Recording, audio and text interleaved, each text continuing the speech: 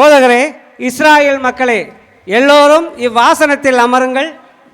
பாவ சுமையுள்ள பெண்ணல்லோ, பாவ சுமையுள்ள பெண்ணல்லோ, சுவாமி தேவ வல்லமையுள்ள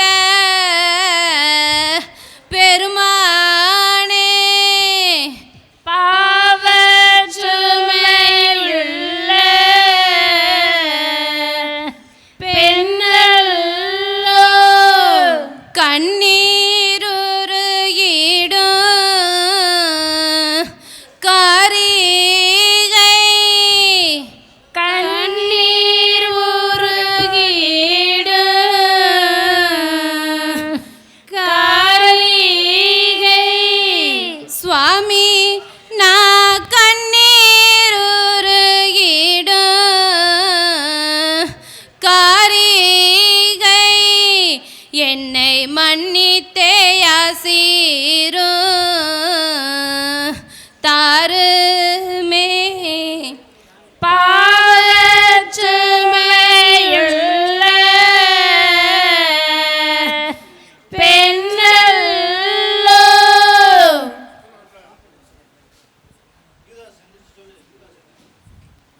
இந்த தைலத்தை இப்படி வீணாக்கியதற்காக இந்த விலையேறப்பட்ட பரிமள தைலத்தை 300 தனாருக்கு அதிகமாக விட்டு ஏழைகளுக்கு கொடுத்திருக்கலாமே. அவளை சும்மா விட்டு விடுங்கள். என் அடக்கத்திற்காக தைலம் பூச அவள் முந்திக் கொண்டாள். ஏழைகள் எப்போதும் உங்கள் கூடவே இருக்கிறார்கள். நீங்கள் விருப்பமான போது அவர்களுக்கு நன்மை செய்யலாம். ஆனால் நான் எப்போதும் உங்கள் கூடவே இருக்கப் போவதில்லை. இவர் தீர்க்கதரிசியாயிருந்தால் தன்னை தொடுகிற பெண் யார் என்றும் எப்பேற்பட்டவள் என்றும் சந்தேகமற அறிந்திருப்பாரே. இவளோ இப்பட்டணத்திலே பெரும் பாவி அல்லவோ.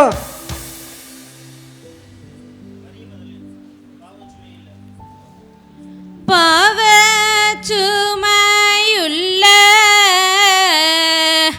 பெண்ணல்லோ, பாவ சுமையுள்ள பெண்ணல்லோ, இப்பட்டணத்தில் நான் பெரும் துர்க்கை, கேவலமான ஜீவியம், குடும்பங்களை கொலை செய்த பெரும் பாதகி. இந்த பாதக எண்ணமெல்லாம் அந்த தேவ வசீகரம் நிறைந்த திருமுகத்தை கண்டதும் வெய்யோனை கண்ட பனி போல் பறந்தனவே. பாதக நிறைந்த மனம் இதோ மன்னிப்பின் தாகத்தில் தவிக்கின்றதே.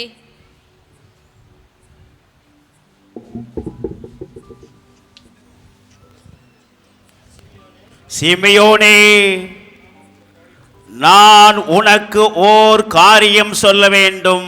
அது என்னவென்று சொல்லும். ஒரு எஜமானிடத்தில் 2 பேர் கடன்பட்டிருந்தார்கள். ஒருவன் அவனுக்கு 500 தெனாரியமும் மற்றொருவன் 50 தெனாரியமும் கொடுக்க வேண்டும். இருவருக்கும் கொடுக்க வாய்ப்பில்லாததினாலே அவன் இருவருக்கும் மன்னிப்பை வழங்கினான். அப்படி இருக்க இருவரில் யார் அவனை அதிகம் நேசித்திருக்க கூடும்? யாருக்கு அதிகமாக மன்னித்தாரோ அவரே அவளை அதிகமாக நேசித்திருப்பார். சரியாக தீர்மானித்தாய். இந்த பெண்ணை பார்க்கின்றாயா? நான் உன் வீட்டிற்கு வந்தேன். நீ என் கால் கழுவ தண்ணீர் தரவில்லை.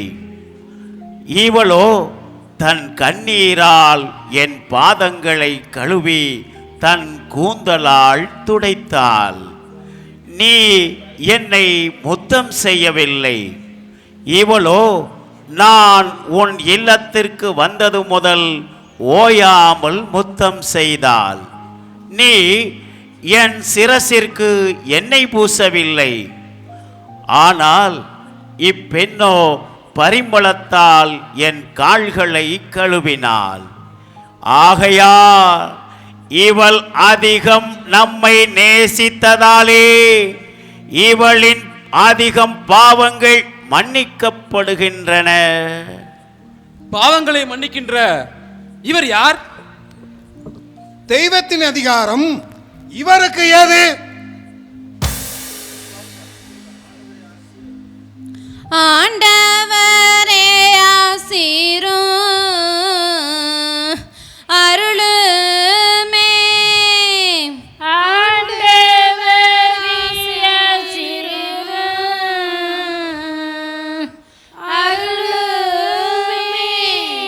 நேச இப்போ வேண்டினே நாளும் மனம் வாடி பாவச்சுமையுள்ள பெண்கள் உம்மையே பின் செல்ல உத்தரவும் உம்மையே பின் செல்ல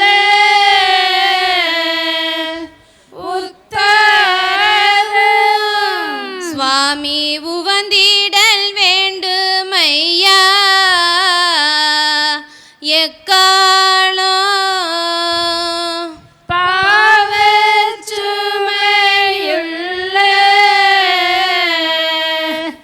பெண்ணல்லோ.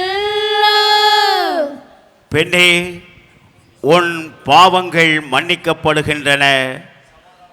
சமாதானமாக போ. மெய்யாகவே மெய்யாகவே நான் உங்களுக்கு சொல்லுகின்றேன், சர்வலோகத்திலும் இந்த சுவிசேஷம் சொல்லப்படும் இடமெல்லாம் இவள் செய்ததும் இவள் நினைவாகவே சொல்லப்படும். ஒரு கேள்வி கேட்டார். அது என்ன கேள்வி? எனக்கு மறந்து போயிற்றே. அருளப்பருடைய ஞானஸ்தானம் வானத்திலிருந்து வந்ததா மனிதரிடத்தில் வந்ததா என்று கேள்வி கேட்டார். ஓஹோ, விண்ணகத்திலிருந்து வந்தது என்று சொன்னமானால் நாம்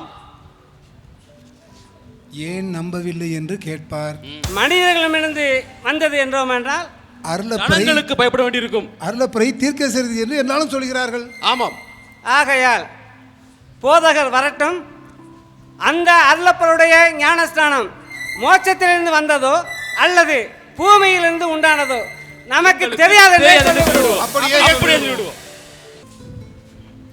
போதகரே, நீர் கேட்ட கேள்விக்கு நாங்கள் இப்பொழுது சரியான பதில் கொண்டு வந்திருக்கின்றோம். அந்த அருளப்பருடைய ஞானஸ்தானம் விண்ணகத்திலிருந்து வந்ததா அல்லது மண்ணிலிருந்து உருவானதா எங்களுக்கு தெரியாது.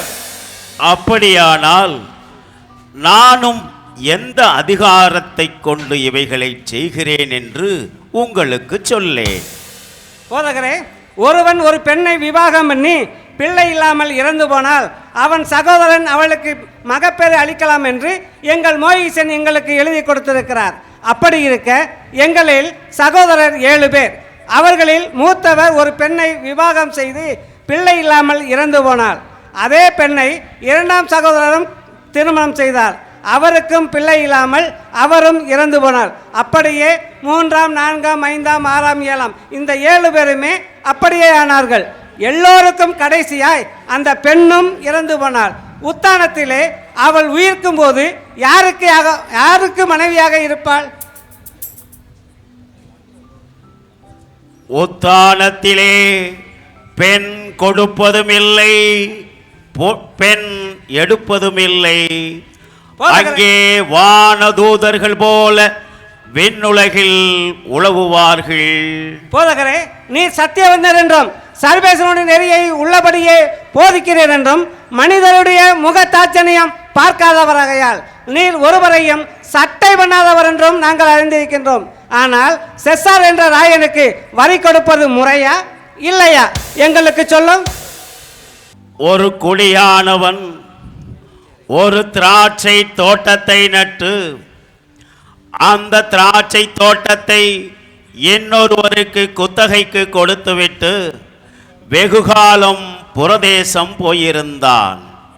ஆயினும் பருவகாலத்தில் தன் தோட்டத்தின் கனிகளில் தனக்குரிய பாகத்தை பெறும்படி குடியானவர்களிடம் தன் ஊழியன் ஒருவனை அனுப்பினான். அவர்களோ அவனை அடித்து ஒன்றும் கொடாமல் அனுப்பிவிட்டார்கள். மறுபடியும் எஜமான் இன்னொரு ஊழியனை அவர்களிடம் அனுப்பினான். அவனையும் அவர்கள் அடித்து அவமானப்படுத்தி ஒன்றும் கொடாமல் அனுப்பிவிட்டார்கள். எஜமான் 3ஆம் முறையும் ஒரு ஊழியனை அவர்களிடம் அனுப்பினான். அவர்கள் அவனையும் அடித்து காயப்படுத்தி ஒன்றும் கொடாமல் அனுப்பிவிட்டார்கள். அப்போது திராட்சை தோட்டத்து எஜமான் தனக்குள்ளே சொன்னதாவது, நான் இனி என்ன செய்வேன்? என் நேச குமாரனையே நான் அனுப்புவேன் என்று தன் மகனை அவர்களிடம் அனுப்பினால் அவனையாவது கண்டு அவர்கள் அஞ்சி தன் திராட்சை தோட்டத்தின் உரிய பாகத்தை கொடுப்பார்கள் என்று தன் நேச குமாரனையே அவர்களிடம் அனுப்பினான். ஆனால் குடியானவர்களோ அவனை கண்ட மாத்திரத்தில் இவனே இந்த தோட்டத்தின் உரிமையாளன், இவனை கொன்று போட்டால் இந்த தோட்டம் நமதாகும் என்று அவருக்குள்ளே பேசி தன் மகனை பிடித்து அடித்து கொன்று போட்டார்கள். அப்படி இருக்க அந்த தோட்டத்து எஜமான் குடியானவர்களை என்ன செய்வான் சொல்லுங்கள்? அவன் அந்த குடியானவர்களை சங்கரித்து திராட்சை தோட்டத்தை வேறொரு குடியானவரிடத்தில் ஒப்படைப்பான். சங்கத்தாரே, இந்த ஊமை நம்மை குறித்தே சொன்னார். வாரும், இவரை பிரதான ஆச்சாரியிடம் சொல்வோம். இவர்தான் எஜமான் மகனோ? இவர் என்ன கடவுளின் புத்திரனோ? வாரும் வாரும், இவரை பிடித்து கொல்ல வேண்டும். வாருங்கள், இன்னும் சில கேள்விகளை நிதானத்தோடு கேட்போம். அதற்கு அவர் என்னதான் பதில் சொல்வார் என்றும் பார்ப்போம். போதகரே, புருஷனானவன் எந்த காரணத்திலாவது தன் மனைவியை தள்ளிவிடலாமா? மோயிசன் உங்களுக்கு கட்டளையிட்டது என்ன? விளக்கு சீட்டு எழுதி கொடுத்து அவளை விலக்கி விடலாம் என்று எங்கள் மோயிசன் எங்களுக்கு எழுதி கொடுத்திருக்கிறார். உங்கள் இருதய கடினத்தை குறித்தே அவர் அவ்வாறு எழுதி கொடுத்தார். ஆயினும் படைப்பின் தொடக்கத்தில் கடவுள் ஆணும் பெண்ணுமாகவே படைத்தார். அதன் நிமித்தம் மனிதனானவன் தன் தாய் தந்தையை விட்டுவிட்டு தன் மனைவியோடு ஒன்றித்திருப்பான். இருவரும் ஒரே உடலாயிருப்பார்கள். கடவுள் இணைத்ததை மனிதன் பிரிக்காதிருப்பானாக. சுவாமி, இதன் விபரம் என்ன? யாதொருவன் தன் மனைவியை தள்ளிவிட்டு வேறொருத்தியை திருமணம் செய்கிறானோ அவன் விபச்சாரம் செய்கிறான். அத்தன்மையே ஒரு பெண் தன் கணவனை தள்ளிவிட்டு இன்னொருவரை திருமணம் செய்தால் அவளும் விபச்சாரம் செய்கின்றார். வேத பிரமாணத்தில் பிரதான கற்பனை எது? கற்பனைகளிலெல்லாம் முதன்மையான கற்பனை யாதென்றால், உன் சர்வேசுரனாகிய கடவுள் ஒருவரே, அவரே சர்வேசுரன். அவரை முழு மனதோடும் முழு இருதயத்தோடும் சிநேகித்திருப்பாயாக. இதனை ஒத்த இரண்டாவது கற்பனை யாதென்னா, உன் அண்டையில் இருப்பவனை நீ அன்போடு நேசிப்பாயாக என்பதாம். இதை ஒத்த வேறொரு பெரிய கற்பனை இல்லை என உறுதியாக உங்களுக்கு சொல்லுகின்றேன். ஆனால் இந்த கெட்ட கெட்ட விபச்சார சந்ததி என்னை சோதிக்க பார்க்கின்றது.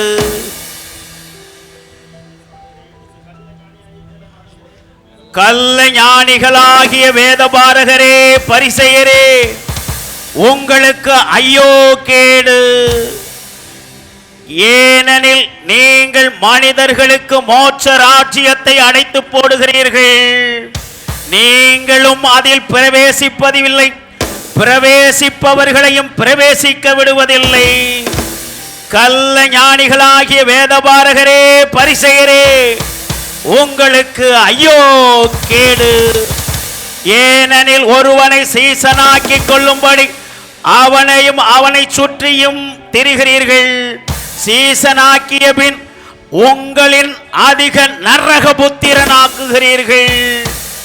கள்ள ஞானிகளாகிய வேதபாரகரே, பரிசேயரே, உங்களுக்கு ஐயோ கேடு. நீண்ட ஜபங்களை ஜெபித்துக் கொண்டு விதவைகளின் இல்லங்களை நீங்கள் இச்சிக்கிறீர்கள்.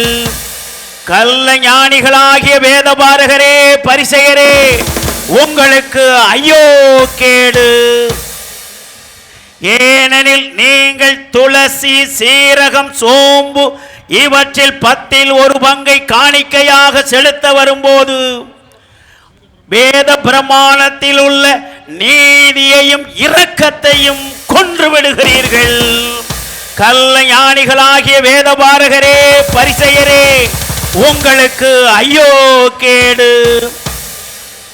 அன்னபாத்திரத்தின் வெளிப்புறத்தை சுத்தமாக வைத்திருக்கிறீர்கள், ஆனால் உள்ளே அசுத்தம் நிறைந்தவைகளாயிருக்கின்றன.